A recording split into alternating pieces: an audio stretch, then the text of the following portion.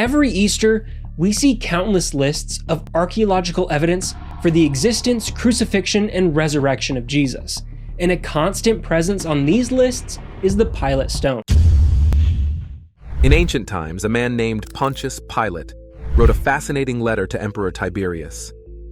He described Jesus' amazing life, his unjust trial, his death on the cross, and his surprising comeback to life. This mysterious letter, filled with tales not even mentioned in the sacred pages of the Bible, sparks endless curiosity. This enigmatic letter offers us a unique glimpse into the past, where the lines between myth and history blur. Could there be more hidden truths waiting to be uncovered? Walk with us into the depths of this ancient mystery, seeking answers that have confused investigators for centuries. The true tale behind Pilate's words. Did you know a long time ago, a man named Pontius Pilate wrote a special letter to a big leader, the Roman Emperor Tiberius? It was all about Jesus. It told of the amazing things he did, the tough trial he faced, how he died on a cross, and his unbelievable comeback to life. Is it true that this letter spills secrets that aren't even mentioned in the Bible stories? And then there's something else. A discovery back in 1961, known as the Pilate Stone, unearthed at a historical site called Caesarea Maritima. What's the deal with this stone, and what does it tell us about the events of Jesus being executed? There's a famous story called the Acts of Pilate that first appeared in an interesting book from a long time ago, the Acts of Peter and Paul. People think this book was created way back in the 1st century. This particular story claims to be directly written by Pilate himself, and it's said to have been kept safe in a 4th century book named the Gospel of Nicodemus. Now the big question everyone's asking is this story actually true?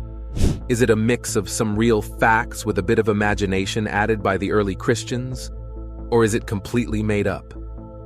Historians and experts who love to explore ancient texts and history can't really agree on this. Some of the smart people from the past really believe that Pilate did write a report like this one, and honestly, it doesn't seem too impossible. In the story, Pilate talks about a guy named Herod who was spreading bad things about him to Caesar, and Pilate felt he really needed to explain his side of the story directly to the emperor. This seems like a believable reason for someone to write such a letter, doesn't it? If you're thinking about whether someone just made up this story, would they really include such a specific detail? It seems unlikely that they would. Then, around the hundreds, a very early Christian named Justin Martyr did something quite brave. He wrote a letter straight to Antonius Pius, the big leader of Rome at that time. In his letter, Justin mentioned this report by Pontius Pilate as if it was something everybody knew about. This little mention is actually really significant because it suggests that by the year 150, this report wasn't just some hidden secret. It was so famous that people were saying it was stored in the official Roman records, which means it was accessible enough that even someone as important as Emperor Pius could have looked it up and read it while having his morning coffee. This tale of the Acts of Pilate, emerging from ancient times, sparks curiosity and debate. Is it an authentic slice of history, a blend of fact and creative storytelling, or purely a fictional narrative? The divergence in opinions among historians and scholars points to the complexity of deciphering truth from ancient texts. The anecdote involving Pilate and Herod adds a layer of realism to the account, potentially supporting its authenticity. However, skepticism remains, given the challenge of verifying historical claims from such a distant past. Justin Martyr's audacious reference to the report in his correspondence with Emperor Antonius Pius further complicates the puzzle. This reference suggests the report's notoriety and accessibility, implying its recognition and potential validation by high-ranking officials of the Roman Empire. The Acts of Pilate, therefore, stands as a fascinating piece of history nestled between the realms of truth and myth, inviting exploration and interpretation. Justin wasn't just chit-chatting in his letter. He went into specifics, like how, after Jesus was nailed up, the folks responsible didn't just walk away. They played games to see who could snag his clothes, splitting them up among themselves and having a laugh. This bit Justin shared wasn't just for drama. It was his way of pointing to a detailed account of Jesus' last moments, an account that seemed to be on the radar of the very top tier of Rome. This back and forth of documents between those early Christians and the Roman VIPs gives us a peek into how stories, facts, and debates from those days were bounced around, kept, and chewed over. Then there's another twist in the tale, brought to us by Tertullian, another heavyweight in the early Christian community. He spins a story that's a bit out there. He says that after reading Pilate's letter, the Roman Emperor Tiberius actually considered putting Jesus on the Roman roster of gods. Now, we've got to take this with a grain of salt, because when we dig through the ancient Roman records, we come up empty-handed on any proof. But whether it's true or not, Tertullian's story shines a light on something pretty interesting. The early Christians weren't just casually interested in the acts of Pilate. They held it in high esteem, as a document of great importance. And it wasn't just them. It seems that even people who weren't exactly sending fan mail to Christianity were stopping to give this document a look-see. Next, we're taking a closer look at Pilate's letter. It's a tale that might just flip what we think we know upside down. The made-up story to make Christians look bad. The letter that Pontius Pilate, the Roman governor, sent to the big boss of Rome, Emperor Tiberius, is like a hidden gem from way back in the day. It offers us a sneak peek into the events surrounding the time when Jesus was executed. Its significance shines even brighter when we hear about what Emperor Maximian did in the year 311. He went above and beyond to whip up a fake copy of the Acts of Pilate, aiming to cast Christianity in a bad light. This crafty move highlights the massive effect the original document had on the folks in the Roman Empire, showing us it was a big deal. Now, let's zoom in on Pilate's letter, breaking it down bit by bit. We'll look at what Pilate said, chew on his words, and sprinkle in some of our own reflections. We're on a mission to dive deep into this pivotal moment in history, to understand the ins and outs of what went down. So let's kick things off with the opening lines of Pilate's letter to Emperor Tiberius. It goes something like this. "Hey there, Emperor Tiberius. It's Pontius Pilate saying hi. I've got to tell you about something huge that's gone down in my neck of the woods, and I really think you need to hear all about it. The stuff that's been happening here is so big, I wouldn't be shocked if it ends up changing the course of our nation's future. It feels like the gods themselves are throwing us curveballs. Sometimes I catch myself wishing I never stepped in to take over from Valerius Gratus as the governor of this place. Out of all the territories we've got our hands on, Jerusalem has got to be the trickiest one to manage." In the heart of Pilate's letter, there's a sense of urgency and worry that leaps off the page. He paints a picture of Jerusalem, a city buzzing with tension, like a pot ready to boil over at any moment. Pilate, the man tasked with keeping the lid on, finds himself walking a tightrope. He's got just one centurion and a handful of soldiers at his side to maintain peace in a place that seems to be always a whisper away from chaos. He reached out to the prefect of Syria, hoping for reinforcements, but the response was disheartening. The prefect was already spread too thin, guarding his own territory against threats.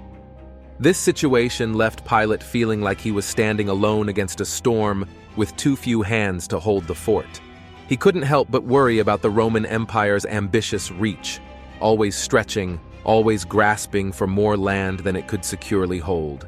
This fear that the empire's insatiable hunger for expansion would be its Achilles' heel casts a shadow over his words. Diving deeper into Pilate's anxious message, we're given a front-row seat to his world, a world where the pressure was mounting, the stakes were high, and the resources were slim. Jerusalem wasn't just any city. It was a melting pot of cultural and religious fervor, a place where different beliefs and deep histories intertwined and often clashed. Pilate was stepping into shoes that many would find too daunting to fill. following in the footsteps of Valerius Gratus, his predecessor who had navigated these treacherous waters before him. Gratus himself had wrestled with the city's complexities, its tendency towards unrest, and its knack for pushing Roman patience to its limits. Through this lens, we start to see the enormity of the challenge Pilate faced. He wasn't just a governor in a distant land. He was a man caught in the crossfire of empire and rebellion, tradition and change, power and resistance. As we peel back the layers of Pilate's letter, it becomes more than a historical document. It transforms into a narrative of human struggle, a testament to the burdens of leadership in times of turmoil. Pilate's words are a window into a moment when the fabric of society was stretched tight, ready to tear at the slightest provocation. This wasn't merely about managing a city. It was about navigating the complexities of human nature, the unpredictable currents of public sentiment, and the intricate dance of diplomacy and force. To truly understand the gravity of Pilate's situation, we need to immerse ourselves in the context of his time. Jerusalem, under Roman rule, was a city on the edge. Religious tensions simmered beneath the surface, political ambitions tangled with spiritual aspirations, and the Roman quest for order clashed with the deep-seated desires for autonomy and respect among the local population.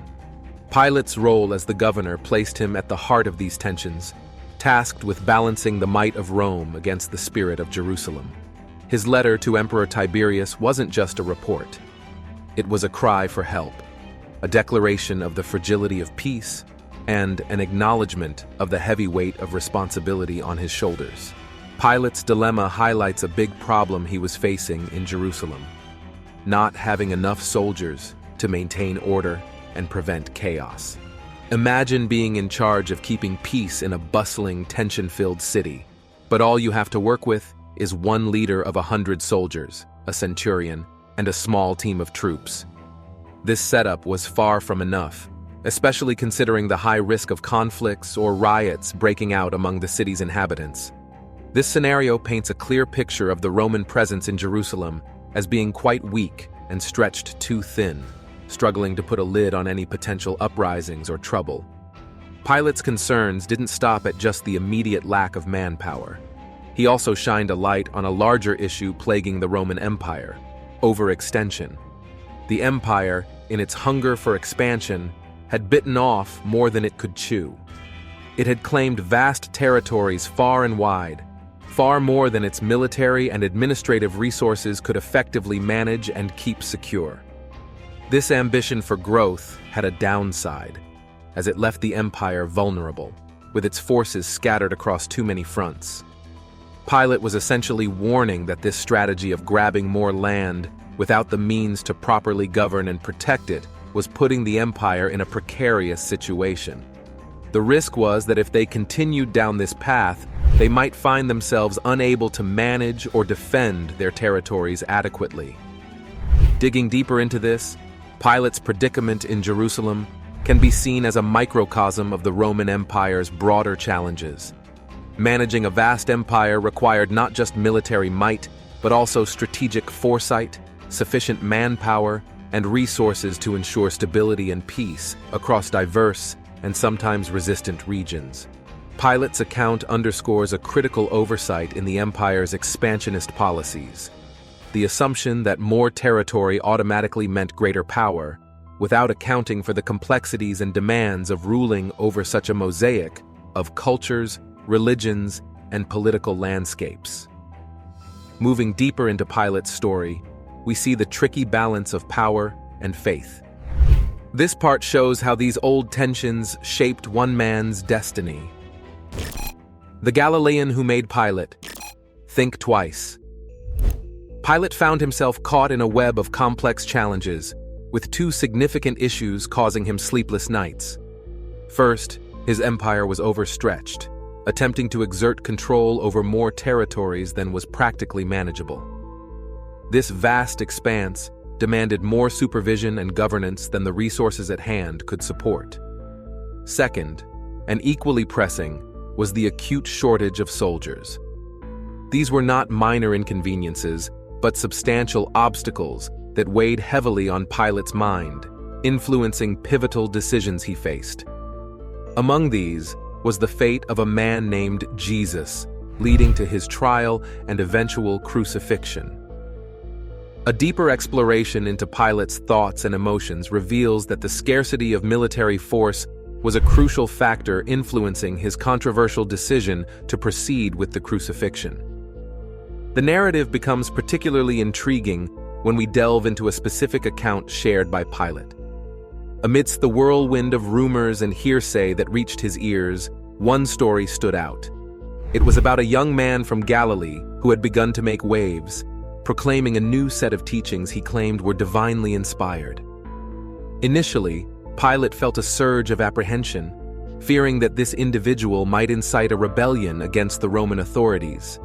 This man, known as Jesus of Nazareth, initially appeared to be a potential catalyst for unrest. However, Pilate's concern quickly began to wane. As he gathered more information, it became apparent that Jesus did not harbor any ill will towards the Roman rulers. In fact, the more Pilate learned about Jesus, the more he realized that Jesus' message and actions were not aimed at challenging Roman rule. Instead, Jesus seemed to have a more contentious relationship with his own people, the Jews, than with the Romans. This observation was intriguing to Pilate, who had expected threats to come from those who directly opposed Roman dominion. One bright, sunny day, I was out for a stroll near a buzzing spot called Silo, teeming with folks. Among the crowd, there was one guy who just stood out. He was casually leaning against a tree, chatting in a super chill way with the people around him. A bystander leaned over and whispered that this was Jesus. To be honest, I could have picked him out without any help because he just didn't blend in with the crowd. His hair and beard sparkled with this golden hue, the kind you'd picture on someone from the heavens, not here on Earth. He looked to be in his 30s. But it wasn't just the golden glow that caught your eye. It was his face, exuding peace and kindness in a way I hadn't seen before.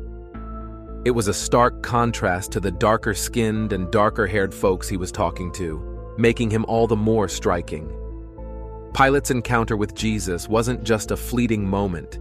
It was a profound experience that seemed to challenge his preconceptions.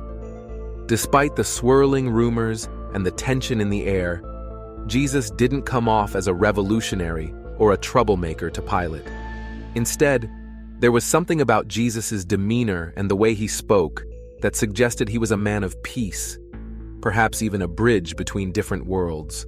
Pilate, caught in the middle of political intrigue, military shortages, and the pressures of ruling a rebellious province, found himself unexpectedly pondering the character and intentions of this singular figure from Galilee.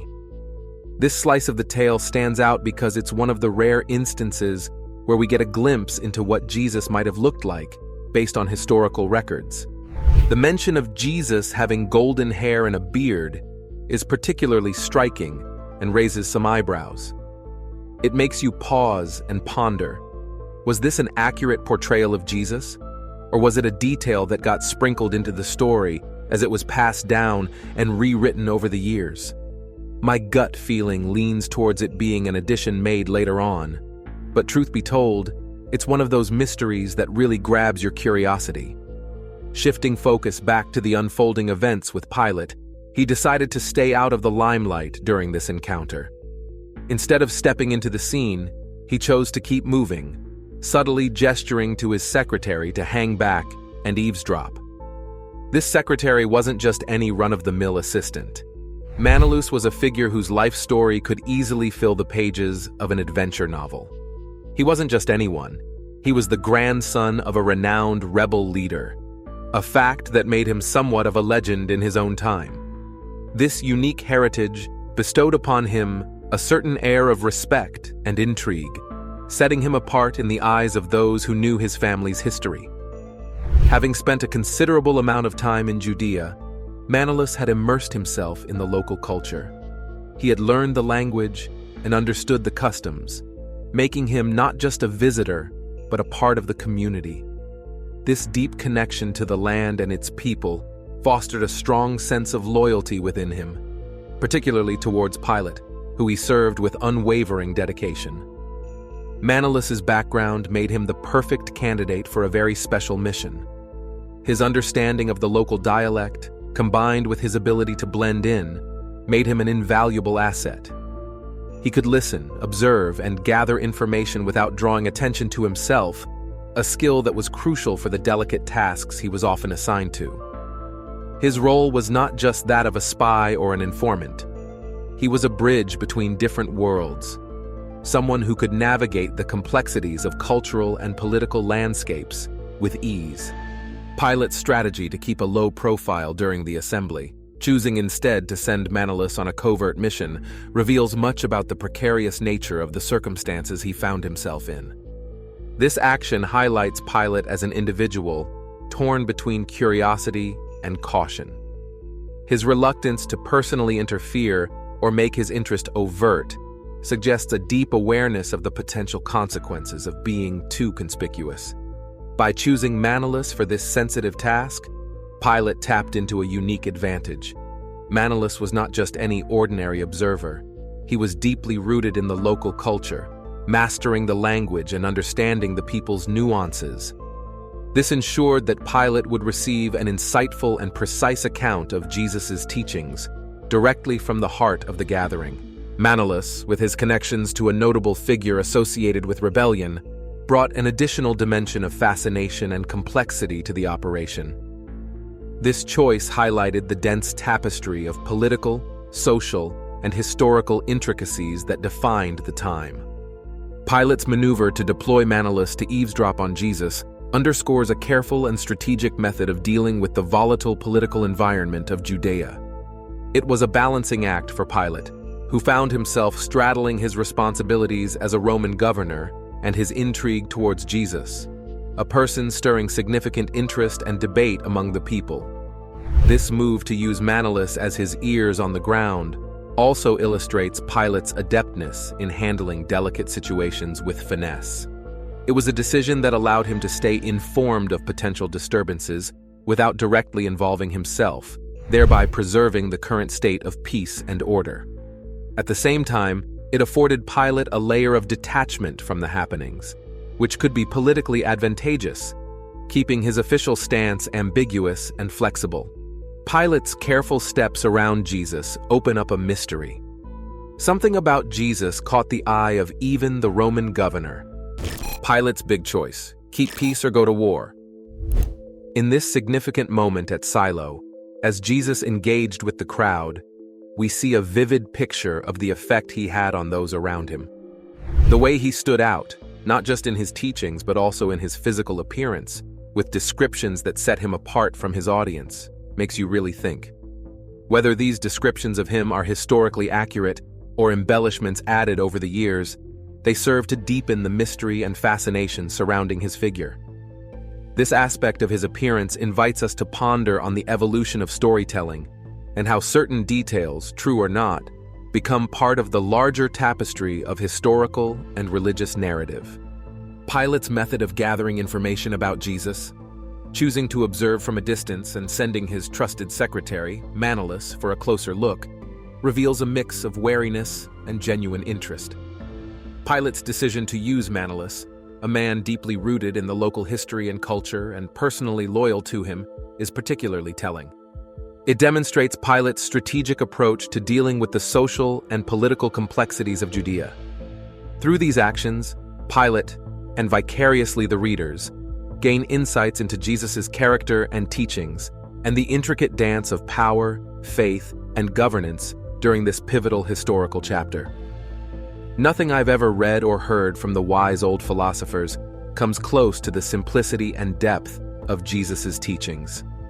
There was this one time a known troublemaker from the ever-restless Jerusalem challenged Jesus with a question about the legitimacy of paying taxes to Caesar. Jesus' response was nothing short of revolutionary. Give to Caesar what belongs to Caesar, and to God what belongs to God. The sheer wisdom of these words was enough for me to decide against arresting Jesus. Even though I had the power to detain him and send him off to Pontius, to do so would betray the Roman values of justice and fairness. Jesus wasn't stirring up any trouble or leading a rebellion. In my own quiet way, I ensured Jesus could move freely. He was unaware, but he had the liberty to speak his mind, meet with others, and attract followers, all without any meddling from me or the officials under my command. This leniency I showed towards Jesus, however, didn't sit well with some of the more affluent and influential members of the Jewish community. It wasn't the common folk who were upset, but the wealthy and powerful elite. Jesus didn't mince words when it came to them. He was openly critical, calling them hypocrites. He likened them to snakes or beautifully adorned tombs that, despite their outward appeal, were filled with decay inside. He pointed out the hollow nature of the rich's ostentatious acts of charity, contrasting them with the modest but sincere offerings of the less fortunate, like the widow's small contribution, which he esteemed as far more precious in the eyes of God. Complaints against Jesus for his blunt critiques were regularly brought to my attention. There were concerns that he could face harm, reminding me that Jerusalem had a notorious reputation for treating proclaimed prophets harshly. Some even threatened to escalate their complaints to Caesar if I failed to intervene. Despite these pressures, the Roman Senate expressed their support for my stance, promising additional backing once the conflict with Parthia had been resolved. Given the volatile atmosphere in Jerusalem, where tensions could explode into violence over the slightest issue, I was caught in a bind. With insufficient strength to suppress a significant uprising, I sought a diplomatic solution to maintain peace in Jerusalem, without appearing to succumb to the protesters' demands.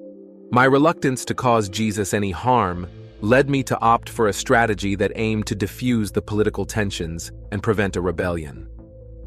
In this complex scenario, Pilate was treading on thin ice. Jerusalem was a powder keg of discontent, with various factions just waiting for a spark to ignite widespread violence. Amidst this turbulent backdrop, Jesus emerged as a figure of profound significance. His teachings resonated with a depth of wisdom that even Pilate, who was accustomed to the refined arguments of philosophers, could not ignore. Jesus' approach to challenging societal norms and values was not one of violence or open revolt, but rather through persuasive words and actions that prompted individuals to introspect about their lives and the decisions they made. The Pilate Stone connects us directly to long-ago events, making myths a bit more real. This piece helps us see the full picture of those days. The relationship between Jesus and Pilate that changed everything. During times filled with complexity and uncertainty, Jesus emerged as a figure who approached challenges with a blend of sharp intelligence and a serene, measured way of handling situations. This approach, while admirable, presented me with significant dilemmas. On one hand, there was Pilate, a man caught in the crossfire of admiration and responsibility. He found himself genuinely impressed by Jesus' ability to convey profound truths through straightforward yet powerful words. Yet, as a governor under Roman rule, Pilate was also ensnared by the intricate dance of politics in a region tightly gripped by the Roman Empire. Pilate's primary challenge was to maintain harmony in a volatile environment. He was tasked with navigating the delicate balance between allowing the populace a sense of freedom and ensuring that this liberty did not spiral into chaos. The core of the establishment's concern regarding Jesus did not stem from a fear of him disturbing the peace directly. Rather, their unease was rooted in Jesus' increasing popularity among the people and his vocal criticism of the existing power structures. His actions and words were perceived as a direct threat to their authority and control. Embarking on a journey through history can often feel like stepping into the shoes of a detective, piecing together clues from a bygone era. This investigative journey becomes particularly fascinating when we come across relics left behind by people who lived hundreds of years before us. These artifacts whisper secrets of the past, offering us a window into lives and times that are otherwise shrouded in mystery. Among the various historical treasures we might encounter, one that stands out is the artifact known as the Pilate Stone. The Pilate stone is a hefty limestone block, standing out because of its inscription. The message on it reads, "To the divine Augusti, Tiberium Pontius Pilate, prefect of Judea." Unearthing this stone was monumental because it acts as a tangible piece of evidence confirming the existence of Pontius Pilate. Pilate held the position of Roman governor over Judea and is a key figure in the events leading to Jesus' trial and execution as narrated in the New Testament. This discovery not only brings a historical figure to life, but also connects the dots between ancient writings and archaeological finds, offering us a clearer view into the complex interplay of politics, religion, and society during that period. Caesarea Maritima, the spot where they found the Pilate stone, was once a super important place way back. Located right on the edge of the sea in what's now Israel, this city was a hive of activity with loads of trade and administration happening during the Roman era. It was filled with fancy buildings, and interestingly, the Pilate stone originally belonged to one of these structures. Later on, people used it in a totally different way, as part of the steps leading to a big theater. This shows how something made for a specific reason can end up serving a completely different purpose over time. The moment archaeologists stumbled upon the stone was a huge deal. They instantly realized its significance because of the Latin inscription that mentioned Pontius Pilate. Until this discovery, Pontius Pilate was a figure some folks only knew about through stories. Without any hard evidence, he was a real person. The Pilate stone changed that by offering a solid piece of the past, acting as a bridge to those ancient times. It's like finding a key puzzle piece that sheds light on the era of Jesus and the key players in his narrative. While the Pilate stone doesn't give us the lowdown on Jesus' crucifixion directly, it plays a crucial role. It serves as proof that many of the individuals and locations we read about in old writings actually existed. This is a big win for historians and archaeologists, as it helps them piece together how people back then lived, what they believed in, and the kind of world they inhabited. It's a reminder that our history books are filled with stories about real folks and true events. This stone not only deepens our understanding of a significant historical period, but also connects us more closely to the distant past, making the ancient world feel a bit more relatable and real. It emphasizes that the narratives we've inherited, steeped in centuries of retelling, are not just myths or legends, but anchored in actual people's lives and deeds. Could Pilate's letter hold secrets of history the world isn't ready for, or is it merely ancient fiction? Share your thoughts, and don't forget to like and subscribe for more.